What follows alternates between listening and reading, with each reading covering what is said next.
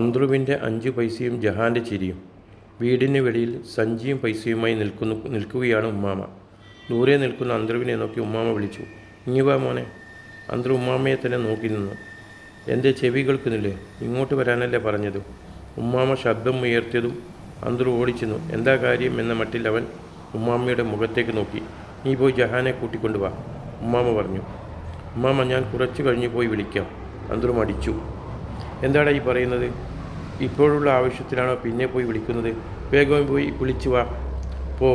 ഉമ്മാമ ചൂടായതും അന്ത്രു സ്വന്തം ശൈലിയിൽ കൈകൊണ്ട് വണ്ടി സ്റ്റാർട്ടാക്കി. ഭും ഭും കീ കീ, ഭും ഭും കീ എന്ന് വണ്ടിയുടെ ശബ്ദമുണ്ടാക്കി അവൻ ഒരൊറ്റ ഓട്ടമായിരുന്നു വഴിയിൽ വെച്ച് ജഹാനെ പരിചയപ്പെടാൻ. ജഹാൻ ഉമ്മയുടെ ജ്യേഷ്ഠത്തിയുടെ പെൺമക്കളിൽ മൂത്തവളാണ്. അതായത് ഉമ്മാമയുടെ മൂത്ത മകളുടെ മകൾ. ജഹാൻ പാവമാണ്, പക്ഷേ ആളെ പെട്ടെന്ന് ചുണ്ടി പിടിപ്പിക്കും. കാരണം ഞങ്ങൾ ചീത്ത പറഞ്ഞാലും തല്ലിയാലും മൂപ്പത്തി ചിരിക്കുകയുള്ളൂ. ആരോടും പോയി പരാതി പറയുകയുമില്ല. അതുമാത്രമല്ല, വീട്ടുകാർ ഏത് പാതിരാത്രിക്ക് എവിടെയെങ്കിലും പോകാൻ പറഞ്ഞാലും ഓള് റെഡിയാണ്. അല്പം ധൈര്യം കൊണ്ടെന്ന് കൂട്ടിക്കോ. പക്ഷേ മൂപ്പരെ കൊണ്ട് ഞങ്ങൾക്ക് വലിയ ബുദ്ധിമുട്ടാണ്. അല്ല, മുട്ടൻ ബുദ്ധിമുട്ടാണ്. കാരണം മൂപ്പത്തിയെ വിളിച്ച് എവിടെയെങ്കിലും അയക്കുമ്പോൾ കൂടെ ഞങ്ങളെ ആരെയെങ്കിലും ബോഡി ഗാർഡായി വിടും. ഇതാണ് ഞങ്ങൾക്ക് മൂപ്പത്തിയോടുള്ള ദേഷ്യം. പക്ഷേ ദേഷ്യപ്പെട്ടും ഒരു കാര്യവുമില്ല. മൂപ്പത്തി ചിരിക്കുക മാത്രം ചെയ്യും. അപ്പോൾ ദേഷ്യം പിടിക്കുന്നാൽ തന്നെ പത്തി മടക്കും. ഒരു കൈ അടിച്ചാൽ ശബ്ദമുണ്ടാവില്ലല്ലോ. ജഹാൻ അന്ത്രുവിനേക്കാൾ മൂത്തതാണ്. മാസത്തിൽ 2-3 പ്രാവശ്യം മാത്രമേ അന്ത്രു അവളെ ഇത്താത്ത എന്ന് വിളിക്കാറുള്ളൂ. അന്ത്രു ജഹാൻ്റെ അടുത്തെത്തി പറഞ്ഞു, ജഹാൻ ഉമ്മാമ വിളിക്കുന്നു. കാര്യം മുഴുവനും കേൾക്കുന്നതിന് മുമ്പ് തന്നെ ജഹാൻ അന്ത്രുവിൻ്റെ കൂടെ പുറപ്പെട്ടു. ഉമ്മാമ നെറ്റിയിൽ കൈവച്ച് വെയിൽ നോക്കി ഞങ്ങൾ വരുന്നതും കാത്തു നിൽക്കുന്നുണ്ടായിരുന്നു. ഞങ്ങൾ അടുത്തെത്തിയതും ഉമ്മാമ പറഞ്ഞു, മോളെ സ്റ്റോറിൽ പോകാനുണ്ട്. അതും പറഞ്ഞ് സഞ്ചിയും പൈസയും ജഹാൻ്റെ കയ്യിൽ, മണ്ണെണ്ണ കുപ്പി എൻ്റെ കയ്യിലും തന്നു. എന്നിട്ട് അരയിലെ മടിശയിൽ നിന്ന് ജഹാന് 5 പൈസ എടുത്തു കൊടുത്തു. കൂടെ ഒരു ഉപദേശവും, ഇവനെയും കൂടെ കൂട്ടിക്കോ. ജഹാൻ മറുത്തൊന്നും പറയാതെ പൈസയും സഞ്ചിയും വാങ്ങി. നീയും അവളുടെ കൂടെ പോടാ, ഉമ്മാമ എന്നോട് പറഞ്ഞു. ഞാൻ പോവില്ല, അന്ത്രു കട്ടായം പറഞ്ഞു. പോമാനെ, ഓൾ ഒറ്റയ്ക്കല്ലേ എന്നും പറഞ്ഞ് അരയിൽ നിന്നും 2 പൈസ കൂടി എടുത്ത് ഉമ്മാമ അന്ത്രുവിന് നേരെ വെച്ച് നീട്ടി. എനിക്കൊന്നും വേണ്ട, ഞാൻ പോകില്ലെന്ന് പറഞ്ഞാൽ പോകില്ല. നീ പോകില്ലല്ലേ? ഉമ്മാമ നിലത്ത് കിടന്ന ഒരു മട്ടൽ കഷ്ണം കയ്യിലെടുത്തു. എന്നിട്ട് അന്ത്രുവിനെ നോക്കി കണ്ണുരുട്ടി. നിന്നോട് പോകാനല്ലേ പറഞ്ഞത്? അടി വീഴുമെന്ന് കണ്ടപ്പോൾ അന്തൂർ പ്ലേറ്റ് മാറ്റി. എന്നാൽ എനിക്കും 5 പൈസ തരണം. അവളുടെ കൂടെ പോകാനല്ലേ പറഞ്ഞത് എന്നും പറഞ്ഞ് ആ 2 പൈസയുടെ കൂടെ ഉമ്മാമ 1 പൈസ കൂടി എടുത്ത് എൻ്റെ നേരെ നീട്ടി. എന്നിട്ട് സ്വയം പിറുപിറുത്തു. ഈ ചെക്കൻ കുറച്ചു മുന്നേയും പൈസ കൊടുത്തതാണ്. ഇതൊക്കെ ഇവൻ എന്താണ് ആക്കുന്നത്? തുടർന്ന് ഉമ്മാമ നിർദ്ദേശം നൽകി. അന്ത്രു, അരി നിൻ്റെ തലയിൽ വെക്കണം. അവൾ പെണ്ണല്ലേ, അവളുടെ കയ്യിൽ ചിമ്മണി മണ്ണെണ്ണ കുപ്പി കൊടുത്താൽ മതി. അന്ത്രു കുറച്ചു നേരം വാശിക്ക് പിടിച്ചു നിന്നെങ്കിലും ഉമ്മാമ പൈസ കൂട്ടിത്തരില്ലെന്ന് കണ്ടപ്പോൾ ആ 3 പൈസ വാങ്ങി. എന്നിട്ട് ഉമ്മാമയെ നോക്കി മനസ്സിൽ പറഞ്ഞു, ഇനി എവിടെയെങ്കിലും പോകാൻ പറ, അപ്പോൾ കാണിച്ചു തരാം. അന്ത്രുവും ജഹാനും നടന്നു നീങ്ങുമ്പോൾ ഉമ്മാമ പുറകിൽ നിന്ന് വിളിച്ചു പറഞ്ഞു, മോളെ, കുപ്പി ഓൻ്റെ കയ്യിൽ കൊടുക്കണ്ട, ഓനത് പൊട്ടിക്കും. ഞങ്ങൾ ഊരിയിലെ സ്റ്റോർ ലക്ഷ്യം വെച്ച് നടന്നു. അല്പം കഴിഞ്ഞപ്പോൾ ജഹാൻ പറഞ്ഞു, ഈ സഞ്ചി ഒന്ന് പിടിക്കൂ. നിനക്കല്ല 5 പൈസ തന്നത്, നീ തന്നെ എല്ലാം പിടിച്ചോ. ഞാൻ കൈവീശി നിനക്ക് കൂട്ടുവരാം, കാവൽ വരാം, അന്ത്രു പറഞ്ഞു. അല്പം കൂടി നടന്നപ്പോൾ അന്ത്രുവിന് തോന്നി, താത്ത, ഞാൻ സഞ്ചി പിടിക്കാം, ഇങ്ങ് തന്നെ. വേണ്ട, ഞാൻ തന്നെ പിടിച്ചോളാം, ജഹാൻ പറഞ്ഞു.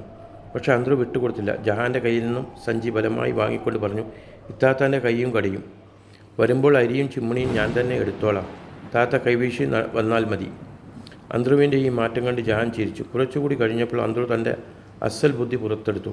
ആ 5 പൈസ എനിക്ക് താത്ത, ഈ 3 പൈസ നിങ്ങൾ പിടിച്ചോ, എനിക്ക് ഗോട്ടി വാങ്ങാനാ. ജഹാൻ കൊടുത്തില്ല. വീണ്ടും സോപ്പിട്ട് നോക്കി, നല്ലോണം പതപ്പിച്ച് നോക്കി. എന്നിട്ടും ജഹാൻ തരുന്ന ലക്ഷണമില്ല. ദേഷ്യം വന്നിട്ട് എന്തെങ്കിലും എടുത്തെറിയാനാണ് അന്ത്രുവിന് തോന്നിയത്. ഞങ്ങൾ നടന്ന് PCKയുടെ അവിടെ എത്തിയപ്പോൾ ദാ കിടക്കുന്ന വഴിയിലൊരു പശു. ആരോ അതിനെ വഴിയിലാണ് കെട്ടിയിരിക്കുന്നത്. അപ്പുറത്ത് കൂടിയോ ഇപ്പുറത്ത് കൂടിയോ പോകാൻ പറ്റില്ല. വഴിയിൽ ചിറയിൽ വരമ്പിൽ കൂടി തന്നെ പോകണം. അവിടെയാണെങ്കിൽ പശു നിൽക്കുന്നുമുണ്ട്. നല്ല കറുത്ത കൊമ്പുള്ള ഒരു സുന്ദരി പശു.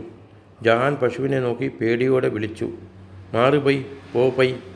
പക്ഷേ പശു അതൊന്നും കൂട്ടാകാതെ ജഹാനെ നോക്കി. അന്ത്രു പശുവിനെ നോക്കാത്ത ഭാവത്തിൽ താഴെ മണ്ണുവാരി കളിച്ചുകൊണ്ടിരുന്നു. അന്ത്രു, ആ പശുവിനെ ഒന്ന് പായിച്ചേ, ആട്ടിയെ ജഹാൻ ആവശ്യപ്പെട്ടു. എന്നെക്കൊണ്ട് കഴിയില്ല, അത് എന്നെ കുത്തും, അതിന് വലിയ കൊമ്പ് കാണുന്നില്ലേ. അന്ത്രു ഒഴിഞ്ഞു മാറി. അതാ വടി, അതൊന്ന് എടുത്ത് പായിച്ചേ. സ്റ്റോർ ഇപ്പോൾ പൂട്ടും, ജഹാൻ കൊഞ്ചി. നീ തന്നെ ആട്ടിക്കോ, എനിക്ക് പേടിയാവുന്നു. ഒന്ന് ആട്ടന്ത്രു. എന്നാൽ ആ 5 പൈസ എനിക്ക് താ, ഈ 3 പൈസ നീ എടുത്തോ. ഇന്ന് അന്ത്രു ഡീൽ മുന്നോട്ട് വെച്ചു. വേറെ രക്ഷയില്ലെന്ന് കണ്ടപ്പോൾ ജഹാൻ ആ 5 പൈസ അന്ത്രുവിന് നൽകി. 3 പൈസ തിരിച്ചു വാങ്ങി. പൈസ കിട്ടിയതും അന്ത്രു വടിയെടുത്ത് പശുവിനെ ആട്ടി. പശു മാറിത്തരികയും ചെയ്തു. പാവം പശുവിന് അറിയാമായിരിക്കാം അന്ത്രുവിന് 5 പൈസ കിട്ടിയെന്ന്. ഞങ്ങൾ നടക്കുമ്പോൾ നന്ദി സൂചകമായി പശുവിനെ ഒന്ന് തിരിഞ്ഞു നോക്കി. നടന്ന് ഞങ്ങൾ സ്റ്റോറിലെത്തി. ജഹാൻ സാധനങ്ങളൊക്കെ വാങ്ങി സഞ്ചിയുടെ മൂടി കെട്ടി എൻ്റെ തലയിൽ വെച്ച് തന്നു. ജഹാൻ ചിമ്മിണിയും കയ്യിലെടുത്ത് നടക്കാൻ തുടങ്ങി. ഞാൻ മിണ്ടാതെ അവളുടെ പിന്നാലെ നടന്നു. സ്റ്റോറിൽ നിന്നും അല്പകലെയായപ്പോൾ ചുറ്റുമൊന്ന് നോക്കി. ആരുമില്ലെന്ന് ഉറപ്പുവരുത്തി അന്ത്രു അടവ് മാറ്റി. എനിക്ക് ഇത് തലയിൽ വെക്കാൻ കഴിയില്ല, എൻ്റെ മൊട്ടത്തല വേദനിക്കുന്നു. അപ്പോൾ ആ 5 പൈസ വാങ്ങിയതോ? ജഹാൻ ചോദിച്ചു. അതും വാങ്ങി. ഇതൊക്കെ ചുമന്ന് നടക്കാൻ എന്നെ കിട്ടില്ല. എൻ്റെ പൈസ താ, എന്നാൽ ഞാനെല്ലാം എടുത്തോളാം. അന്ത്രു സഞ്ചിയും മരിയും നിലത്ത് വെച്ച് അവിടെ കുത്തിയിരുന്നു പറഞ്ഞു. ഞാനിതെടുത്ത് വരികയില്ല. നേരെ മോന്തിയായി, സന്ധ്യയായി. വേഗം എടുക്കന്ത്രു. ജഹാൻ കുറേ പറഞ്ഞു നോക്കിയെങ്കിലും അന്ത്രു കേട്ടില്ല. അവൻ പറഞ്ഞ ഭാഷയ്ക്ക് തന്നെ അവിടെ ഇരുന്നു. ഒടുവിൽ ജഹാൻ തോറ്റു. അവൾ ആ സഞ്ചിയും അരിയും സ്വന്തം തലയിൽ വെച്ച് എന്നിട്ട് എന്നോട് പറഞ്ഞു, എന്നാൽ ആ ചിമ്മിണിയെങ്കിലും എടുക്ക്. എൻ്റെ കയ്യിൽ നിന്ന് കുപ്പി പൊട്ടും. ഉമ്മാമ പറഞ്ഞത് ഓർമ്മയില്ലേ? അതുകൂടാതെ എൻ്റെ കൈ വേദനിക്കുന്നുമുണ്ട്. നീ തന്നെ ചിമ്മിണിയും എടുത്തോ. അന്ത്രു വീണ്ടും ഒഴിഞ്ഞു മാറി. ജഹാൻ ഒന്നും പറയാതെ ചിമ്മിണിയും കയ്യിലെടുത്ത് തലയിൽ അരിയും സഞ്ചിയുമായി നടത്തം തുടർന്നു. ഞങ്ങൾ വീടിനടുത്ത് എത്താറായപ്പോൾ അന്ത്രു പെട്ടെന്ന് പറഞ്ഞു, താത്ത, ഞാൻ ആ അരി എടുക്കാം. പാവം ജഹാൻ അന്ത്രുവിൻ്റെ കള്ളത്തരം മനസ്സിലായില്ല. ബൾബ് കത്തിയില്ല. അവൾ വേഗം ആ അരി സഞ്ചിയും എടുത്ത് എൻ്റെ തലയിൽ വെച്ച് തന്നു. ഞങ്ങൾ രണ്ടുപേരും പുരയിലെത്തി. പുറത്താരെയും കാണാനില്ലായിരുന്നു. എൻ്റെ തലയിൽ അരി ഇരിക്കുന്നത് വീട്ടിലുള്ള എല്ലാവരെയും കാണിക്കാൻ വേണ്ടി ഞാൻ ഉറക്കെ വിളിച്ചു, ഉമ്മാമേ, ഇളയമ്മേ. ഇത് കേട്ടതും ഉമ്മാമയും ചെറിയ ഇളയമ്മയും ഓടി വന്നു. ഉമ്മാമ ഇളയമ്മയെ നോക്കി പറഞ്ഞു, ആ കുഞ്ഞിൻ്റെ തലയിൽ നിന്നും അരിയെടുക്കാതെ നോക്കി നിൽക്കുകയാണോ നീ?